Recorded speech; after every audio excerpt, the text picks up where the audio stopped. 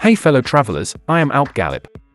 Join us to explore how to travel in Faro in 24 hours, as I take you through my own experiences of the best things to do in Faro, Portugal with a day trip. In this one day in Faro travel guide, I'll show you everything you need to know before visiting Faro, Portugal, best places to visit in Faro, what to eat, how to get around, hidden gems, and all you need to know about 24 hours in Faro. At the end of this video, you will find the most important information, and I will be waiting for your likes and specific questions as a comment. Our day began with an early morning journey from Lisbon to Faro, and the drive with our rental car took us a total of 3 hours. Although the road was long, it was an enjoyable trip because it was on the highway, and along the way, we admired the beautiful scenery until we finally arrived in Faro. Once in Faro, we parked in a paid parking lot right in the city centre, conveniently located next to the Marina, and the prices weren't too expensive. The parking fee was easy to handle since we simply paid for the hours we planned to stay through the mobile application, following the instructions provided at the parking area. Our first stop was the lively Marina area, where we enjoyed a relaxing walk with pleasant views of the boats. Right there, we were greeted by the monument of Ferreira de Almeida, an obelisk that stands prominently in the heart of the city. Ferreira de Almeida was a notable Portuguese military officer and writer who played an important role in the 19th century, and his monument reflects the city's pride in its history. One of the first things we noticed was how walkable Faro is, yet we also spotted small minibuses that locals and visitors used to get around the city. At the same time, there were plenty of parked motorcycles, along with people riding bicycles and scooters, which gave the whole place the easygoing vibe of a coastal town. It felt so relaxed that we even saw people crossing the road without a crosswalk, just like back home in Cyprus, and cars stopped to give them priority without hesitation. After a while, hunger set in, so we walked down Rua de Marina Street looking for a nice spot to enjoy lunch. At the end of the street, we came across a small square with a Starbucks, several cafes, and shops selling souvenirs. As we continued, we were surrounded by a charming atmosphere created by Faro's distinctive sunshades and the classic Portuguese mosaic pavements. Even though it was midday and the heat had kept large crowds away, there was still a refreshing sense of liveliness in the air. Passing along our walk, we noticed Captain Potu, one of the city's famous pastry shops, marked by a pirate statue at the entrance. Eventually, we reached Santo António Street, where maps showed us several highly rated restaurant options to choose from. This street was full of variety, offering everything from clothing stores to cafes, giving visitors plenty of choices for shopping, dining, and relaxing. We couldn't help but notice how casually dressed people were, with many in beachwear or relaxed summer clothing, adding to the laid-back mood. Finally, we found a restaurant called Travessa, which had reviews we really liked. Unfortunately, we were disappointed to learn that they had already stopped serving lunch, so we had to continue our search.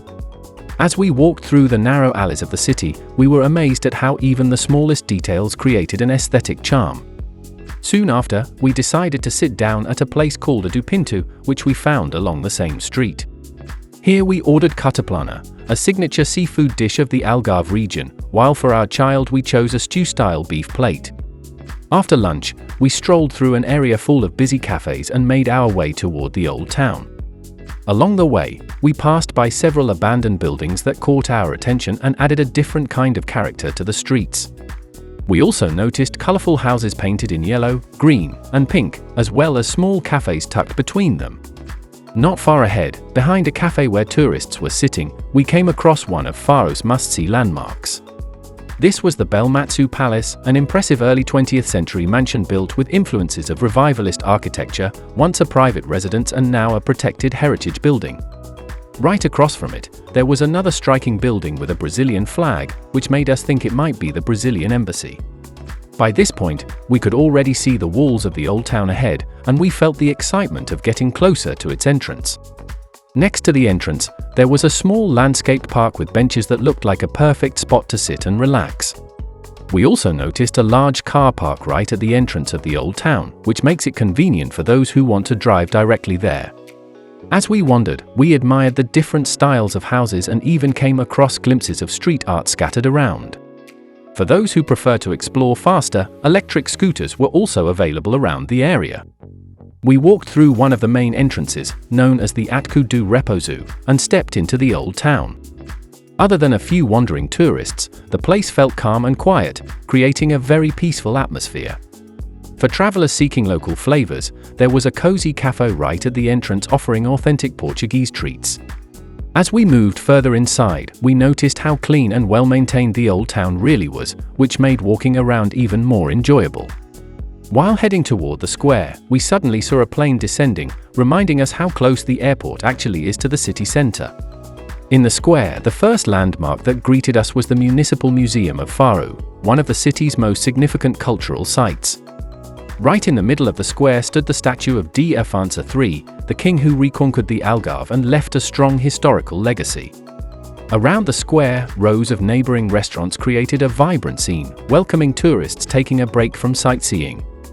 As we wandered into the side alleys, we came across more examples of Faro street art and felt even more inspired by the creative atmosphere.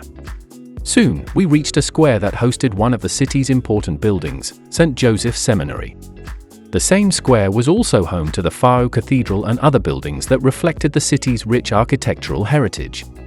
After walking for a while, we exited the Old Town through another main entrance, known as the Arco da Vila, which led us back toward the city center.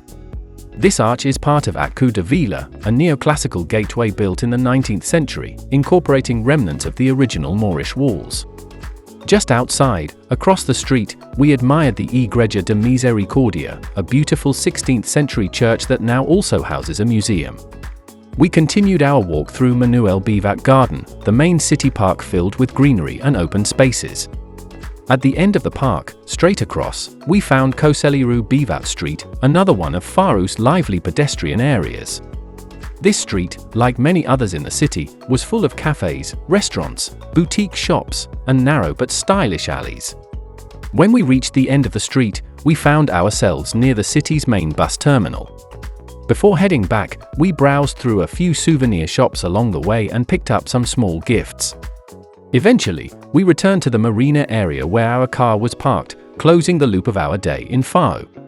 For travelers who want to stay right in the center, the large Eva Senses Hotel is located here, with prices reaching around €300 per night in high season and dropping to about €100 in low season.